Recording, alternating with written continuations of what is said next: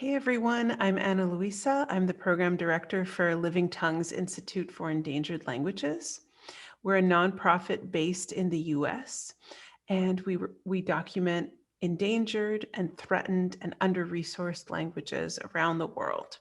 And our goal is to help people produce resources to help support these languages. I'm a linguistic anthropologist, and my background includes working with Indigenous communities in North and South America. Today, I'm going to talk to you about our web platform, Living Dictionaries, which you can find online at livingdictionaries.app. It's a web app that allows you to create your own digital dictionary online in any browser, and you can use a smartphone or a desktop or any device to do it. Led by activists and linguists around the globe, Living Dictionaries they're collaborative, multimedia tools that help languages survive for generations to come. They're never out of print, and they're also infinitely expandable. So you can have thousands of words and phrases inside a living dictionary, and you can have multiple stakeholders and collaborators working on building and expanding them. Living dictionaries go beyond the limits of static print dictionaries. They combine language data with digital audio recordings of fluent speakers. And those entries are accompanied by digital photos and videos and other multimedia. They can be shared online. They can be used as links. They can be accessed from any device. And so we understand that these are very important repositories for use in the present by communities, but also in the future when people will need to have good, strong resources to access language recordings. So they contain linguistic and cultural knowledge, but also vast ecological knowledge. We believe these living dictionaries represent the future of languages, vibrant and continually expanding. And as you may know already, language activists who are facing rapid language loss, they are enthusiastic to create their own digital resources that they can control and maintain and add to without having to have outsiders work on them. So that's one of the main reasons that we built this platform. So we made it so that this platform can accommodate everyone from seasoned field linguists to emerging language activists. And even if they don't have a high level of digital literacy, they can still use the platform easily. So we put a lot of effort into the design and look and feel to make sure that it's accessible to everybody. And so by doing this, what we're doing is we're addressing that urgent need to provide comprehensive, free online tech tools that can assist language communities simultaneously in their conservation efforts for their languages. And also, the same tool will be used in revitalization programs. So several language activists that we work with already actively use their dictionaries for all their students who are learning the language. And the target audience is inclusive, diverse, and multilingual, and multi-generational too. For some of the older speakers who are using the platform and creating their dictionaries, they often work with younger relatives or colleagues who can help them use it and make good recordings using their smartphones if they need help. So it's definitely intergenerational, a lot of the collaborations we see on our platform. And right now, the interface itself, people are using it in English, French, Spanish, Kiswahili, and we're going to launch it soon in Portuguese, Hindi, Assamese, and Russian, Hebrew, and Arabic, and many others that translators are currently working on the interface. So we're very grateful for all the collaborators and people who are contributing to this global effort. And as for us, who are we at Living Tongues? We've been combined. We have 3 decades of fieldwork experience working with endangered language communities, and we have the skills and methods in place to help people protect and promote and maintain their languages. And we really want to see that democratization of this process and not just have it be a purely academic endeavor. We've been working on refining this software since 2006, so it's gone through many incarnations and iterations. And right now we've got about 120 dictionaries on the platform that are available for public browsing.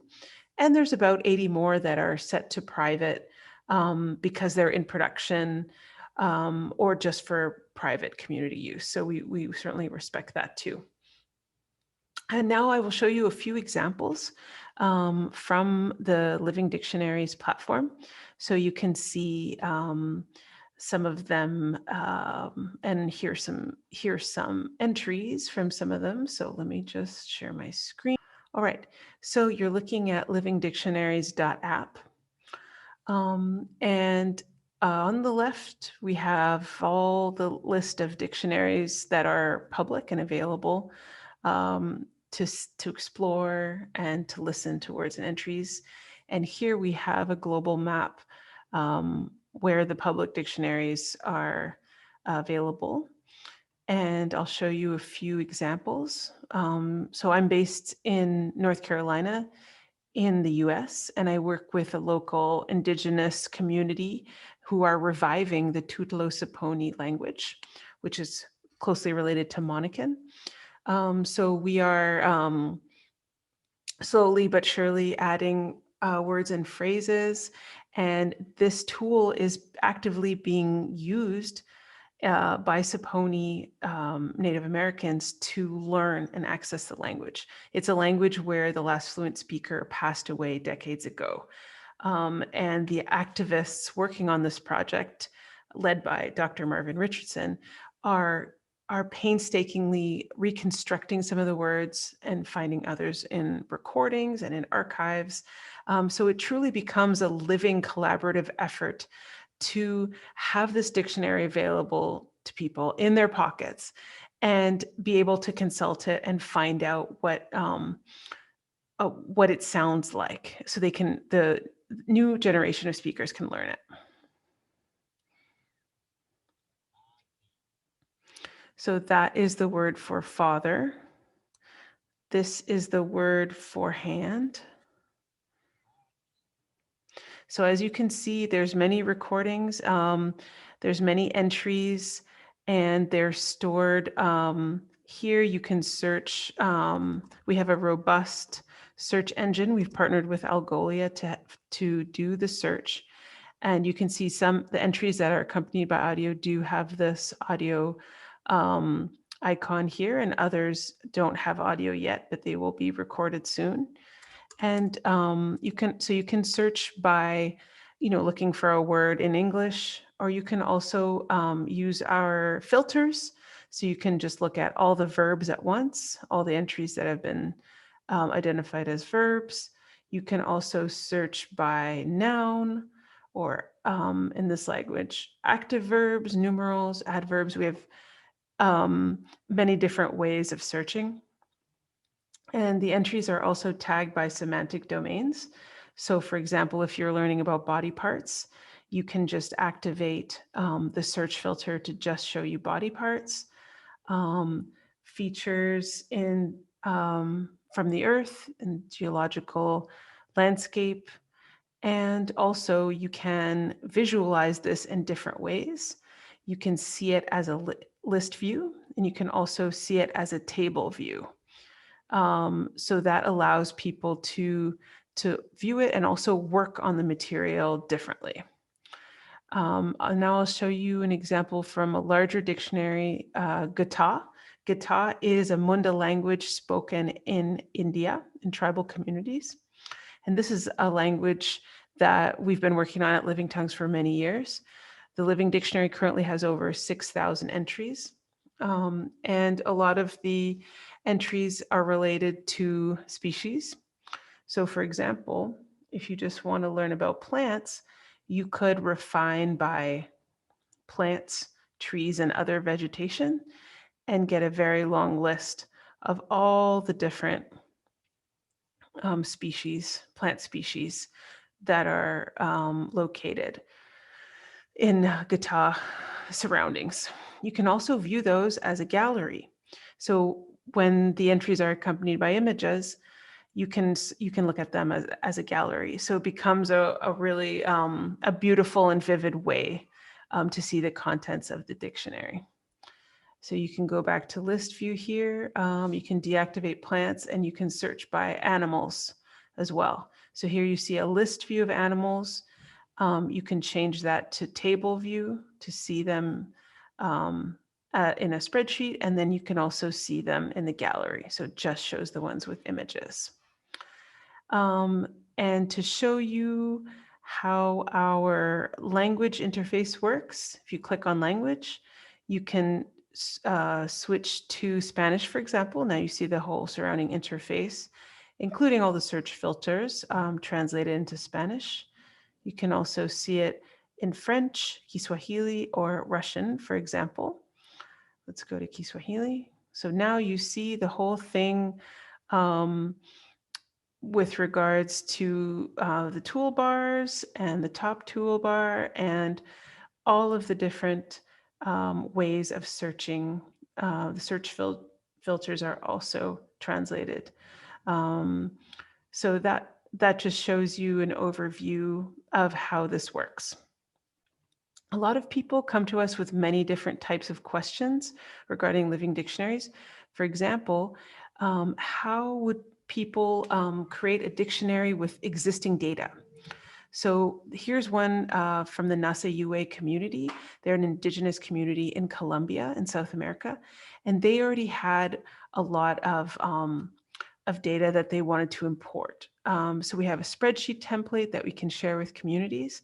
And once they entered their data into a spreadsheet, then we can easily import it into the living dictionaries. So once again, you can search by various filters. And this is an example of, a lot of previous data and work had been done already, and then we were easily able to integrate this.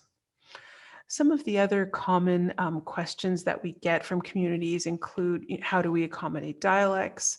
We can have a language where you have multiple dialects and the entries are tagged with the different dialects. Or you could create a living dictionary just with one for each dialect. Other important questions that we often get include how to export, because obviously users now and in the future will want to be able to export this data and be able to use it for other research purposes, community purposes. So we will soon have an export feature where people can download all their audio and their data. We have a contact us button that we receive questions every day from people about their dictionaries or how to get started. We also have a really handy frequently asked questions section where this addresses a lot of the common questions that come up. How do I make a new entry? How do I record audio? How do I add images? So we have in-depth explanation for all of those things. So thank you so much for watching this presentation today, and we're open to taking your questions. Thank you.